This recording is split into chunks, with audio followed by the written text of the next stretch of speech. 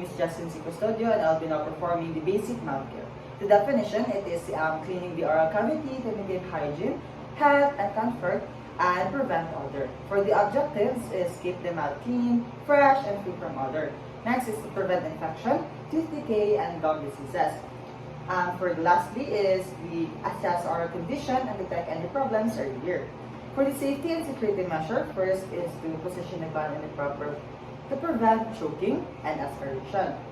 Use gloves and clean tools to avoid infection and spread of microorganisms or germs.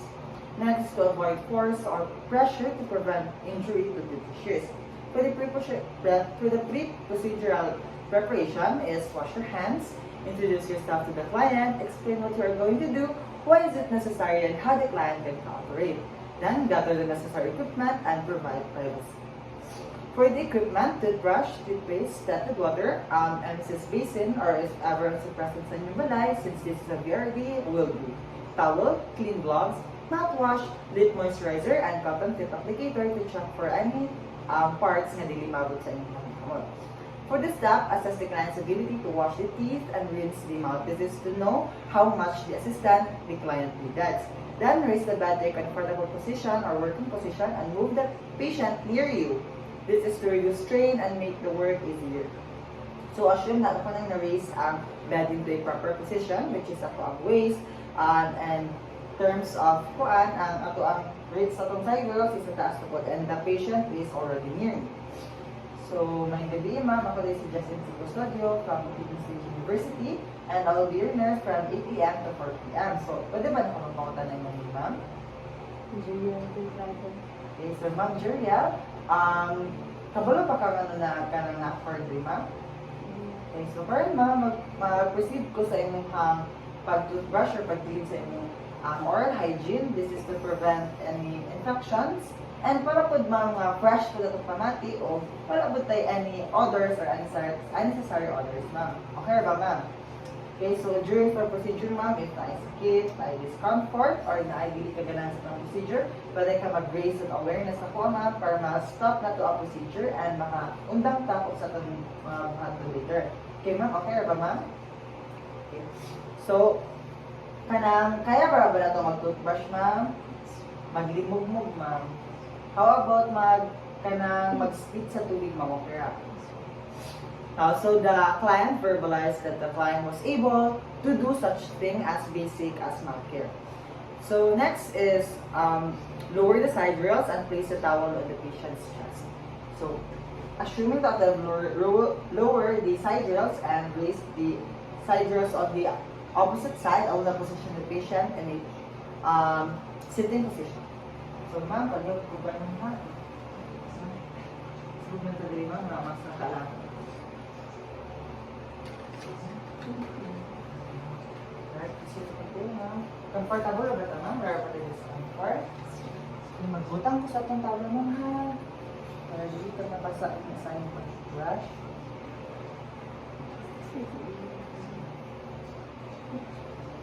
Next is put on clean gloves. So as of nakita ninyo na put ako gloves, this is to prevent cross infection or contamination.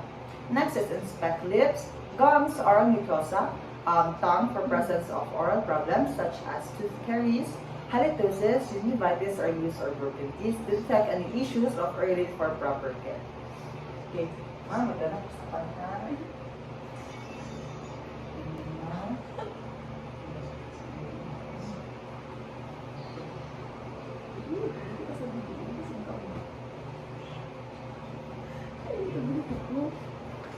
Okay, so the patient's oral hygiene, as no any deviation or wala ka nakita nga broken tooth or cavities.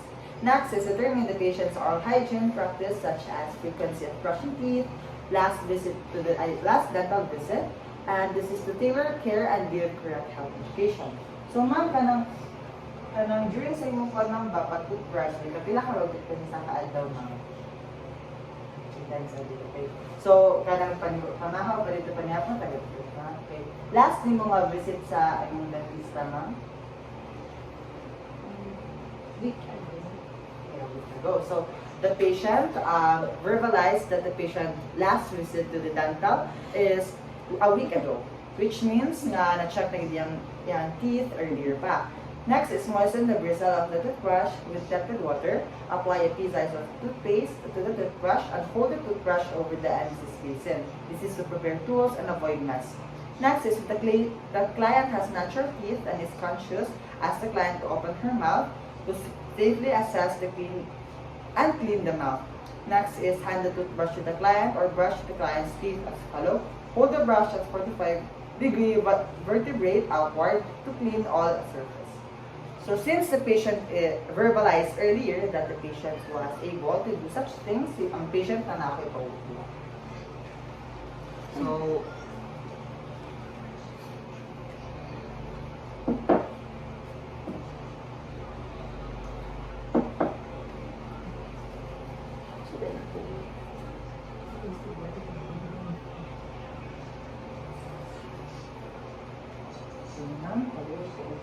Air, ano?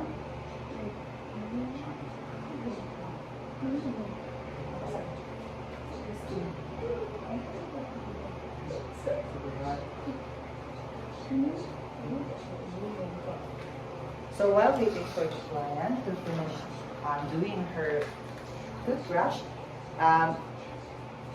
clean the biting surface by moving the brush back and forth, over and in short strokes. Brush the tongue gently with the toothbrush and avoid initiating gag reflex. This is to clean all areas and reduce bacteria buildup.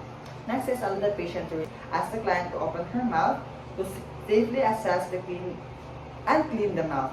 Next is hand the toothbrush to the client or brush the client's teeth as follows. Hold the brush at 45-degree vertebrate outward to clean all surface. So since the patient verbalized earlier that the patient was able to do such things, ang patient na nakipaupo. So,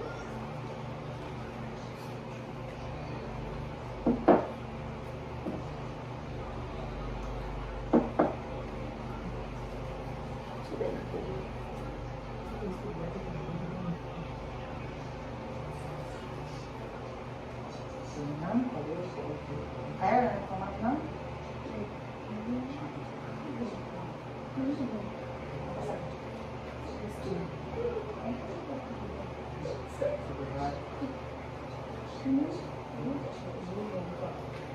So while waiting for the client to finish doing her toothbrush, clean the biting surface by moving the brush back and forth, over and in short strokes. Brush the tongue gently with the toothbrush and avoid initiating gag reflex. This is to clean all areas and reduce bacteria buildup.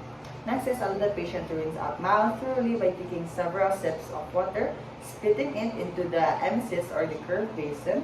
Watch carefully to make sure that all the rinsing solution has run out of the mouth into the basin. If not, suction and fluid from the mouth and repeat rinsing until the mouth is free of toothpaste. Okay, nakaman?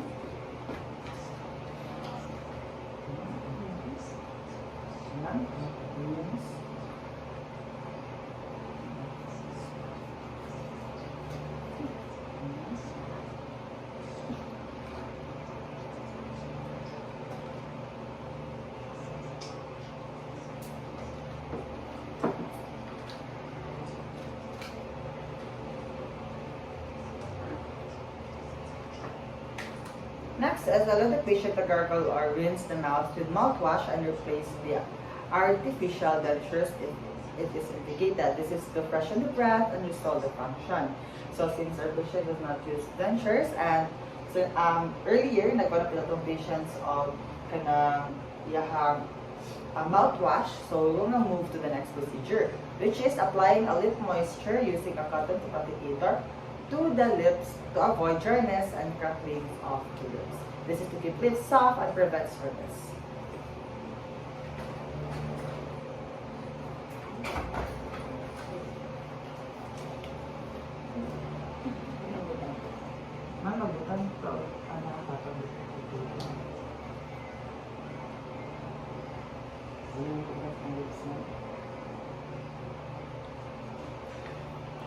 Okay.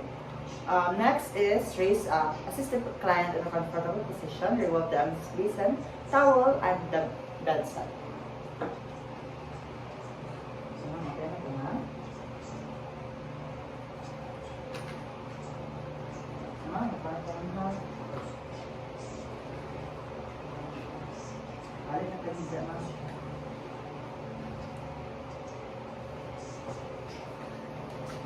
Comfortable, tama? Wala na tayo laking magbati, ma'am. Okay. Next is raise the side rails and lower the bed on its original position to keep the client safe and secure. Then wipe off the overbed table and discard the towel in an appropriate container to maintain cleanliness and prevent infection. And remove gloves and wash your hands thoroughly and clean and return the equipment to its proper place. So, mga siya, sir. Thank you.